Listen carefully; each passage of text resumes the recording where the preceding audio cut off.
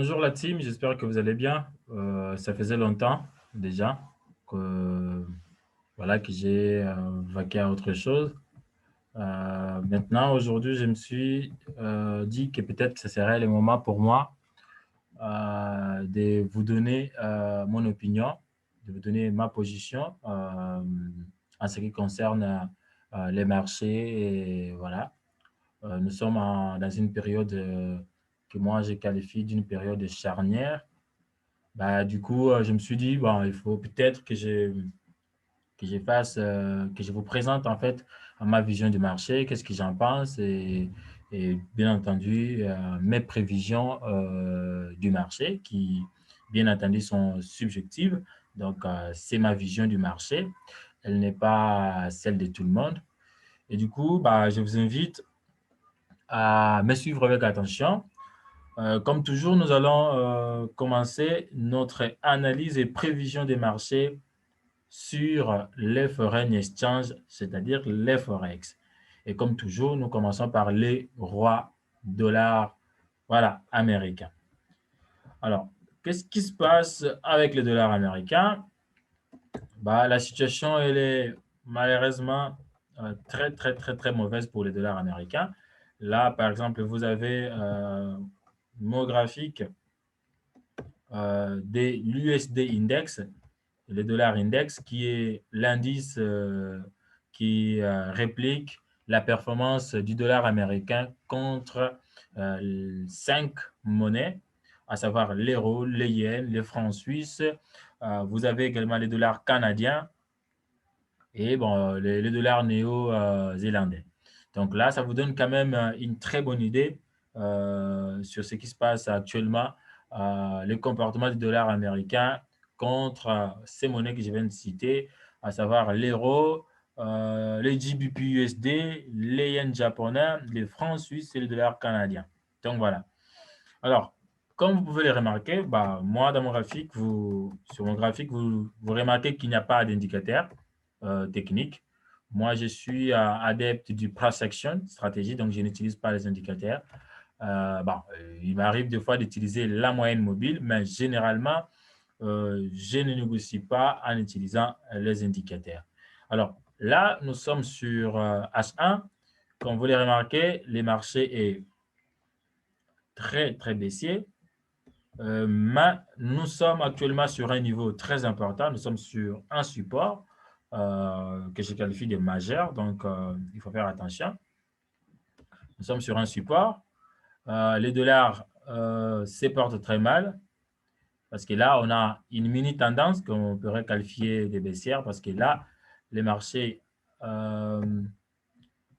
est malheureusement en train de chuter. Nous sommes sur les plus bas sur les dollars index. Donc, nous sommes sur un support très, très majeur au niveau de 89,674.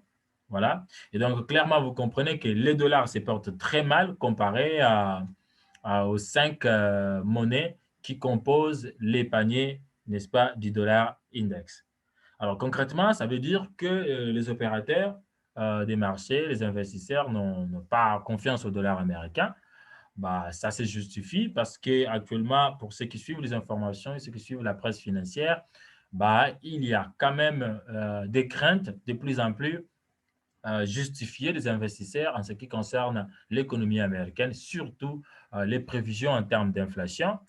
La Fed qui pense que l'économie américaine pourrait enregistrer un taux d'inflation proche de 2%, mais les investisseurs pensent que ce sera plus que ça. Bah, du coup, il y a inquiétude et le dollar américain subit la rigueur des marchés. Donc, le dollar est en train de chuter. Mais là, sur les plans techniques, sur les plans fondamentaux, nous savons que le dollar se porte mal. Euh, les investisseurs ont peur, ils n'aiment pas l'inflation, ça vous savez, ils n'aiment pas l'inflation. Et là, sur le plan technique, nous sommes quand même sur un niveau important, sur un niveau de support majeur au niveau de 89 674, cette zone-là. Donc, vous voyez que là, nous avons les prix à buter sur cette dernière ligne ici au niveau de 89. Donc, vous comprenez que bah, du coup, c'est quand même bon signe à court terme. Donc, il y a de fortes chances que les dollars puis c'est renforçant un peu.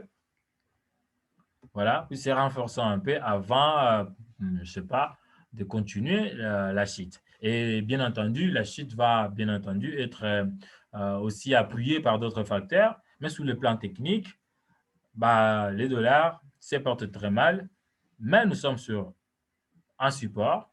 Donc, nous allons voir ce qui va se passer ici, surtout cette semaine, va être très, très, très décisive pour l'avenir du dollar américain à court terme. Si cette deuxième ligne ici, au niveau de 90, est cassée à la hausse, bah, il y a de fortes chances que le dollar puisse rejoindre le niveau de 90 784, troisième ligne ici, et pourquoi pas les niveaux, d'autres niveaux comme autour de 94. Donc, pour l'instant, on n'est pas encore là. Pour l'instant, les dollars se trouvent ici au niveau de 89. Donc, il y a de fortes chances la semaine prochaine. Si cette ligne, cette deuxième ligne de résistance cède, bah voilà, on va peut-être assister à un renforcement temporaire à court terme du dollar américain. Ici, nous sommes sur les graphiques du dollar index. Donc, on va voir un peu sur les graphiques de l'euro-dollar, qu'est-ce que nous avons là-bas. Voilà, ici vous avez les graphiques de l'euro-dollar qui, voilà, qui vous présentent la situation de l'euro contre le dollar américain. Et ici, vous pouvez remarquer clairement que nous avons buté contre la résistance. Et voilà, donc nous avons buté contre la résistance au niveau de 1.22 418. Et puis, actuellement, les prix se trouvent au niveau de 1.21 680 qui est aussi une ancienne résistance qui a été testée comme support au courant de la semaine qui vient de s'écouler. Et là, nous sommes encore autour de ce niveau. Donc, ici, il y a des scénarios possibles. Soit les prix échouent sur le niveau ici, qui est une ancienne résistance qui actuellement est en train d'être testée comme un support. Pour ceux qui connaissent l'analyse Chartis, ce phénomène est qualifié de l'alternance des polarités. Donc voilà. Donc là, on est sur un niveau stratégique. Une fois que cette ligne cède, si il y a cassure de cette ligne, bah, il y a de fortes chances que les prix viennent tester le niveau de 1.21 676 et pourquoi pas 1.20 739 et ainsi de suite. Donc, pour l'instant, on n'en est pas encore là. Donc, nous sommes encore sur cette zone, donc à surveiller au courant de la semaine. Voilà, déjà cette nuit, il faudra surveiller qu'est-ce qui va se passer autour de 1.21 680. Si nous regardons en weekly, qu'est-ce que ça donne? Ben, en weekly, ben, là encore, en weekly, c'est pas trop beau à voir. Qu'est-ce qu'on a? Ben, on a une mèche. On a une mèche qui, bien entendu, indique que nous sommes sur une résistance majeure également en weekly. La résistance majeure peut être c'est la zone de 1.22 418. Effectivement, au courant de la semaine passée, les marchés sont partis tester le niveau de 1.22 418. Bah, les vendeurs ont refoulé les prix. Et là, nous avons une étoile filante qui s'est formée là. Donc, il y a de fortes chances que les vendeurs puissent, pourquoi pas, tenter de faire chuter la paire euro-dollar. Donc voilà, la chute de la paire euro-dollar, c'est signifie un renforcement, bien entendu, du dollar américain et cela conforte également l'analyse sur le dollar index que nous voyons là. Si nous mettons les graphiques en weekly, qu'est-ce qu'on a? Ben, on a la même chose, c'est-à-dire un marteau de l'autre côté. Pendant que sur la paire euro-dollar, nous avons une étoile filante, bah, de l'autre côté, nous avons un marteau sur un support. Donc, cela nous indique quand même que bah, il y a de fortes chances que pourquoi pas, le dollar puisse se renforcer à court terme. Donc, à court terme, tout est possible. Voilà. Alors, nous allons passer sur la paire GBP-USD et puis on va passer à autre chose. Bah, qu'est-ce qu'on a sur la paire GBP-USD? Ici aussi, vous remarquez qu'il n'y a pas d'indicateur. Toujours, je suis fidèle à mes lignes jaunes là, les institutionnelles que j'aime tracer. Moi, je suis adepte du price action stratégie. Bah, voilà. Alors, qu'est-ce qu'on a ici? Bah, ici, nous sommes, le scénario est quasi similaire à la paire euro-dollar. Souvenez-vous, la paire GBP-USD est en corrélation positive avec la paire euro-dollar, en tout cas en moyenne de l'ordre de 60%. Donc ici, nous sommes sur une résistance. Voilà, le prix a échoué autour de la résistance qui se trouve sur la zone 1.42 à 150D. Donc là, vous voyez la résistance qui est là, matérialisée par cette ligne jaune que j'ai tracée ici. Il y a échec sur les graphiques, les time frames H4. On a quand même une grosse mèche ici qui témoigne que les vendeurs ont repoussé l'appétit des acheteurs qui voulaient traverser cette ligne. Et là, on a cette grosse bougie rouge qui témoigne quand même l'entrée agressive des vendeurs. Ben voilà, donc ça montre clairement que le niveau psychologique de 1.40D et 150D a joué son rôle de résistance. Donc, on va voir ce qui va se passer au courant de cette semaine. Mais là, ce n'est pas trop bon pour les acheteurs, ce n'est pas trop bon. Donc, du coup, il faudra surveiller ce qui va se passer au courant de cette semaine, va déterminer la suite de l'évolution de la paire GBP-USD. En weekly, qu'est-ce que ça me donne? En weekly, là, on a en weekly, vous remarquez que nous sommes sur un niveau très stratégique. Remarquez, pour ceux qui connaissent l'analyse chartiste, nous sommes clairement sur un niveau stratégique. Si je pouvais tracer la fourchette d'Andrew, vous allez le voir, mais bon, ce n'est pas un cours d'analyse technique, donc je vous épargne tout ça. Alors là, qu'est-ce qu'on a? Nous sommes sur une ligne de résistance qui, dans le passé, a joué le rôle de support. Donc voilà, encore une fois, l'alternance des polarités. Et ça, nous sommes sur un graphique weekly, donc c'est du lourd. C'est du lourd, il faut en tenir compte. Nous avons là une résistance qui est clairement visible au niveau de 1.40D. Là, on a là, donc vous comprenez qu'on a affaire à une grosse résistance. Et là, nous avons également une étoile filante qui a été formée sur les graphiques hebdomadaires. Donc, il y a de fortes chances que les vendeurs puissent se dire, tiens, c'est notre marché et à l'attaque à la baisse. Donc, nous allons voir ce qui va se passer au courant de cette semaine. Si les vendeurs entrent là et nous donnent un signal, n'oubliez pas, en analyse technique, il faut toujours qu'il y ait convergence des signaux avant de se positionner. Et là, à court terme, on peut faire des scalps, ainsi de suite, mais on sait déjà que il faudra attendre la clôture de la semaine prochaine, de cette semaine, pour savoir, pour avoir une idée claire sur l'avenir de la paire GBP ISD. Donc voilà. Voilà ce que nous pouvons dire sur les graphiques de GBP-USD. Nous sommes sur une résistance, donc attention, attention, ne vous positionnez pas à l'achat comment dirais-je, impulsivement, sans réfléchir. Là, nous sommes sur une résistance, donc la paire GBP-USD n'est pas un candidat favorable actuellement à l'achat. Donc, il faudra attendre la cassure du niveau 1.40D, 150D pour se positionner à l'achat. En cas d'échec à ce niveau, parce que nous avons quand même une étoile filante là, sur la paire euro-dollar, on a une étoile filante. Sur le dollar index, on a un marteau. Donc, ça, quand même, sous les plans corrélation, il y a quand même des raisons de patienter, de ne pas être impulsif sur cette situation. Sinon, on risque de perdre gros. Donc, voilà ce que je peux dire sur les Forex. Les Forex se trouvent actuellement sur les niveaux stratégiques. Soit c'est le support, soit la résistance. Moi, je vous ai donné ma vision. Le dollar index, il est sur les graphiques weekly, il est bon. Ça veut dire que le dollar se trouve sur un niveau de support. Donc, il y a de fortes chances que le dollar puisse se renforcer à court terme. Donc, nous allons voir ce qui va se passer à moyen terme. Mais à court terme, il y a de fortes chances que le dollar puisse se renforcer un peu. Voilà. Pourquoi? Je vais vous le dire pourquoi. Il y a des raisons également derrière ça. Donc, nous allons voir. Mais pour ça, nous allons d'abord passer à autre chose. Puis, je vais, à la fin de la vidéo, vous faire une petite, comment dirais-je, corrélation entre les Forex et les autres marchés. Vous allez voir qu'il y a de quoi être prudent au courant de cette semaine sur les marchés. Donc là, on va passer dans les marchés des métaux précieux et particulièrement l'or. Voilà, là, vous avez les graphiques de l'or. Qu'est-ce que ça donne les graphiques de l'or? Le graphique de l'or, ici, vous avez quand même un indicateur qui est le RSI, Relative Strong Index. Des fois, il m'arrive également de jeter un œil, généralement pour connaître est-ce que nous sommes dans des zones de tension ou pas.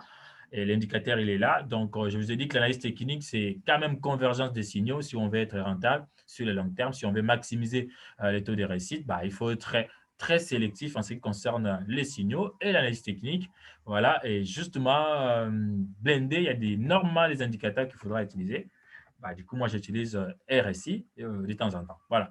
Alors ici, qu'est-ce qu'on a? L'or, en H4, il n'y a pas grand-chose à dire. il y a quand même une petite résistance que je vais mettre là. Je vais tracer voilà, une ligne là. Donc, l'or également se trouve sur une résistance. Alors, en H4, nous sommes sur une résistance, donc on va attendre demain pour voir ce qui va se passer. S'il y a cassure du niveau 18,83, bah, là, on va recommander l'or à l'achat. Pourquoi? Parce que si le niveau de 18,83 est cassé, il y a de fortes chances que l'or rejoigne les niveaux la résistance, l'autre résistance qui se trouve au niveau de 1964. Donc voilà, actuellement, l'or est au niveau de 18,83, donc 1883. Une fois, si la résistance cède, l'or c'est comme ça, soyez-en certains, si un niveau est cédé, les opérateurs vont se diriger tout droit sur l'autre niveau. Donc si le niveau de 18,83 cède, il y a de fortes chances que l'or rejoigne le niveau 1964, l'once d'or. Et actuellement, ce scénario, bah, moi, je trouve que ce scénario est très probable, mais sur les marchés, bah, il faut être prudent. Alors, voyons voir en weekly ce que ça donne. Alors, en weekly, bah, il est trop bon en weekly. Pourquoi il est trop bon? Moi, je trouve qu'il est bon parce que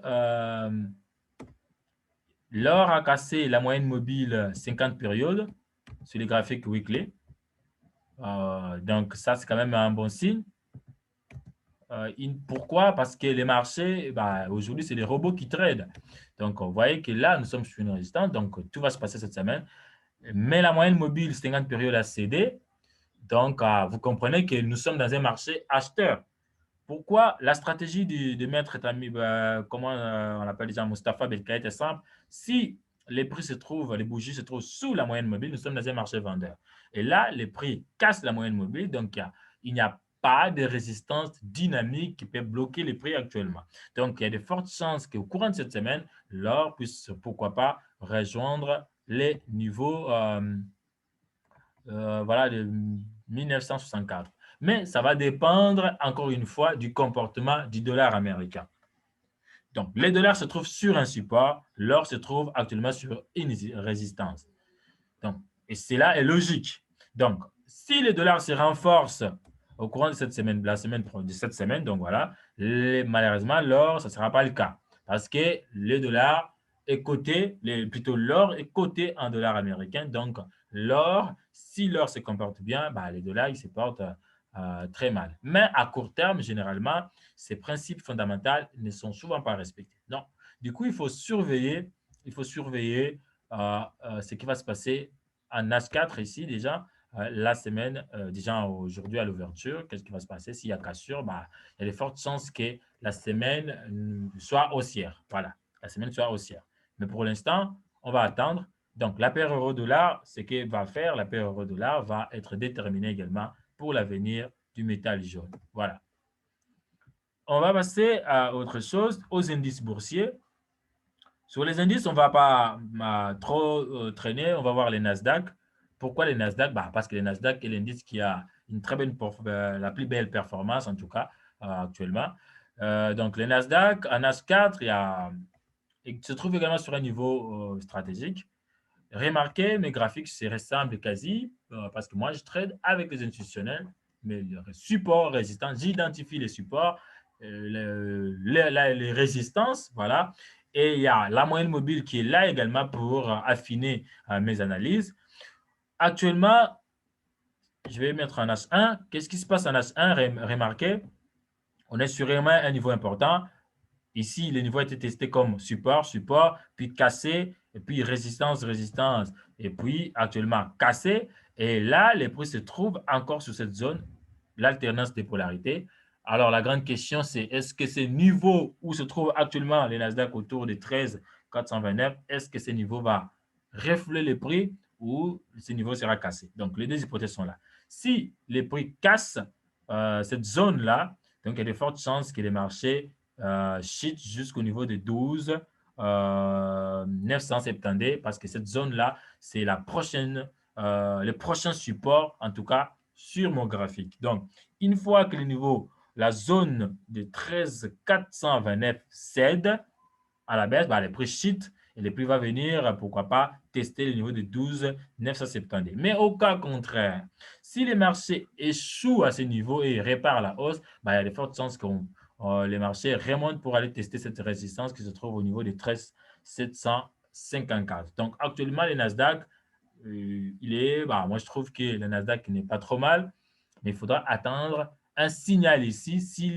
Nous sommes proches de la moyenne mobile 50 période. S'il y a par exemple un marteau ici, bah, là, vous pouvez prendre un trade à la hausse parce que les probabilités sont de votre côté. Nous sommes sur une résistance, une ancienne résistance qui est actuellement en train d'être testée comme support. Donc, c'est quand même un signal important et c'est un niveau stratégique parce que dans le passé, ce niveau a été testé comme support, puis comme résistance et là, cette fois-ci, comme support. Ce qui va se passer là va être déterminant à court terme sur les prix du Nasdaq. Donc, voilà. Qu'est-ce qu'on a en weekly? En weekly, bah, remarquez ce qu'on a en weekly. En weekly, on a des marteaux. On a des marteaux quand même. Ah, ça, c'est quand même important. On a des marteaux. On a le premier marteau qui est là, en rouge. Et puis, nous avons un deuxième marteau avec une longue mèche. Donc, ça veut dire que ce sont des signaux d'achat. À weekly, nous avons des marteaux, signal d'achat. En H1, H4, les prix se trouvent sur une zone stratégique, une ancienne support, devenue résistance par la suite, puis cette fois-ci est en train d'être testé comme support. Donc, il y a de fortes chances que le Nasdaq cette semaine soit haussier. Donc, le Nasdaq peut vraiment aller à la hausse parce que là, techniquement, le Nasdaq se porte très bien. Mais malheureusement, les marchés actions et ces derniers temps, malheureusement, dans une situation pas trop cool. Pourquoi? Parce que il y a quand même des craintes de l'inflation.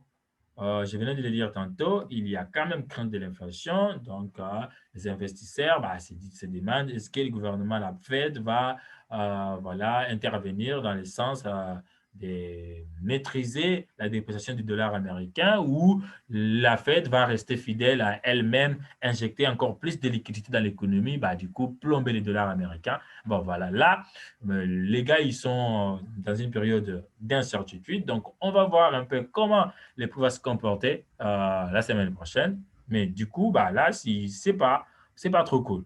Alors, là, techniquement, nous sommes sur un niveau important. Donc, s'il y a un marteau ici, alors qu'en weekly, on a quand même des marteaux, donc on va prendre un trade à la hausse. On va prendre les Nasdaq, on va prendre les trains, on ne va pas le laisser partir sans nous. Parce que les Nasdaq, c'est la fusée. N'oubliez pas, il y a Tesla dedans.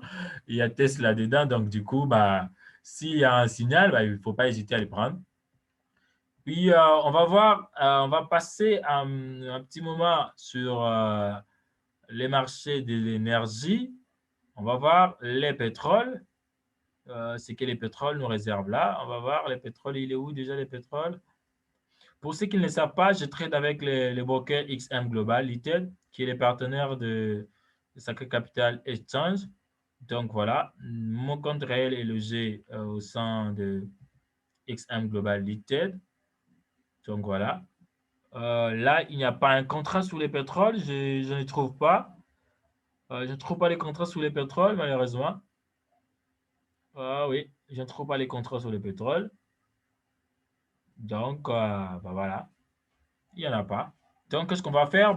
On va d'abord voir les bitcoins. On va voir les bitcoins. Qu'est-ce que les bitcoins fait? Mais XM, malheureusement, ne donne pas cette possibilité. XM ne donne pas la possibilité de négocier les crypto-monnaies actuellement en MetaTrader 4. Donc, du coup, je vais aller dans mon application MetaCode pour voir un peu ce que les cryptos fait. Et là, je vais prendre les graphiques de Bitcoin. Les bitcoins, les mecs, les bitcoins, alors là, c'est pas beau à voir. Pourquoi? Parce que les mecs se sont fait plumer. Je vais tester, je vais quand même tracer une ligne institutionnelle là, au niveau de 20 000. Voilà. Alors, les bitcoins, les mecs, les bitcoins, ils ne se portent pas bien. OK? Ils ne se portent pas bien. Regardez ce que les bitcoins ont fait. Je négocie rarement les bitcoins. Hein. Pas en tout cas, dans la blockchain, j'ai du bitcoin, mais pas sur MetaTrader. Remarquez que les bitcoins se portent très mal. Normalement, d'après l'analyse chartiste, les bitcoins étaient censés rebondir autour du niveau de 40 000. Pourquoi? Parce que là, c'est une ancienne résistance qui a été cassée et voilà, normalement, on devait voir un rebond autour de ce niveau. Mais malheureusement, les mecs ont trop paniqué et qu'est-ce qu'on a? Bah, on a une cassure violente de ce niveau. Et là, actuellement, les prix se trouvent au niveau des 35, quelque chose comme ça. Bah, du coup, c'est pas trop cool. Alors, les mecs, la Chine avertit.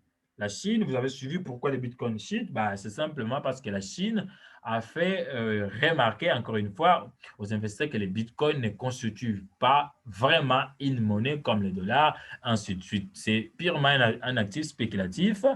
Donc voilà. Et Elon Musk, qui est la star actuellement sur les marchés financiers, qui bouge un simple tweet et boum, les bitcoins fait plus 20%, moins 30%. Bah, du coup, vous comprenez que les bitcoins, Elon Musk, d'après lui, bah, les bitcoins consomment trop d'énergie et du coup, bah, vous savez que la blockchain, pour faire tourner la blockchain bitcoin, il faut dépenser de l'énergie comme l'énergie de la Suède. Vous imaginez, les bitcoins consomment trop d'énergie que tout un pays comme la Suède. Et sur le plan environnemental, c'est énorme. Voilà, c'est énorme. Bah, du coup, ce n'est pas intéressant. Et Bitcoin, voilà, Elon Musk a fait comprendre que bah, ce n'est pas trop beau pour l'environnement. Et du coup, les mecs, qu'est-ce qu'ils ont fait? Bah, ils ont shorté. Ils ont shorté les Bitcoins. Et là, on est malheureusement dans une chute quasi à l'ordre des 30%, quelque chose comme ça. Bah, ce n'est pas vraiment trop cool. Actuellement, moi, je vais vous conseiller de ne pas s'aventurer, en tout cas, sur les bitcoins lorsque vous négociez avec un courtier qui propose cette possibilité sur MetaTrader.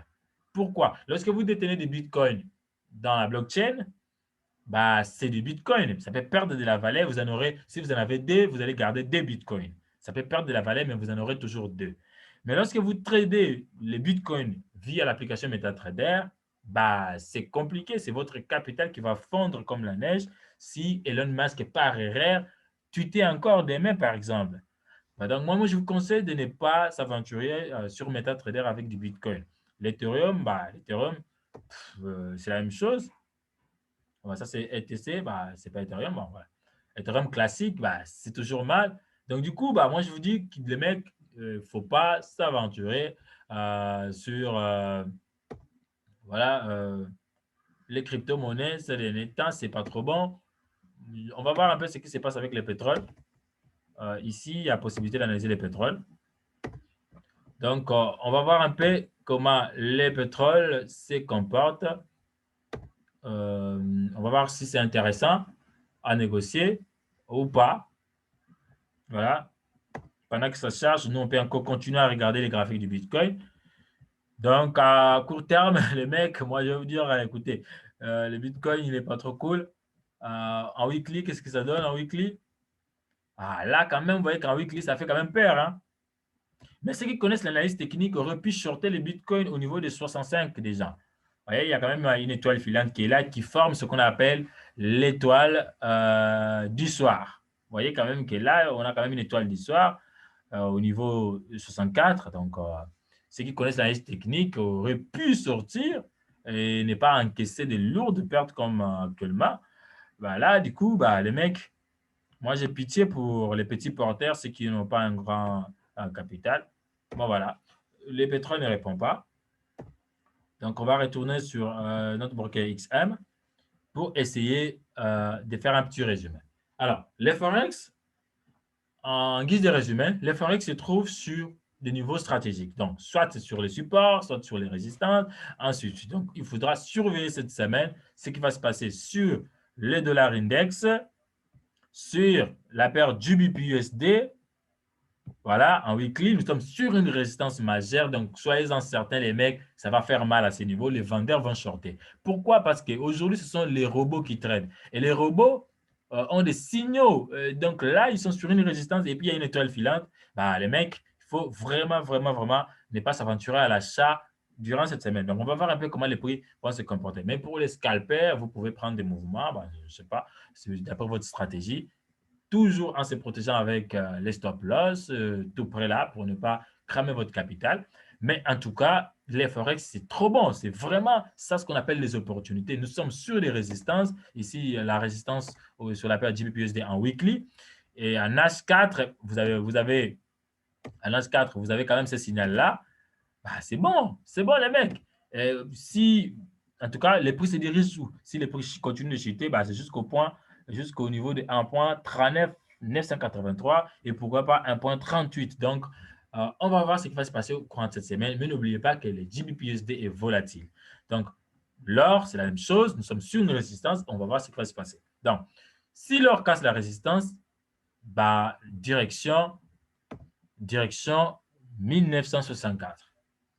Voilà, donc ce que nous pouvons dire sur l'or. Mais faites attention, le RSI D1 est proche de 70, donc quasi suracheté, ce qui signifie qu'il y a de fortes chances que la résistance ici puisse réagir, ne fût-ce qu'une journée, peut-être demain.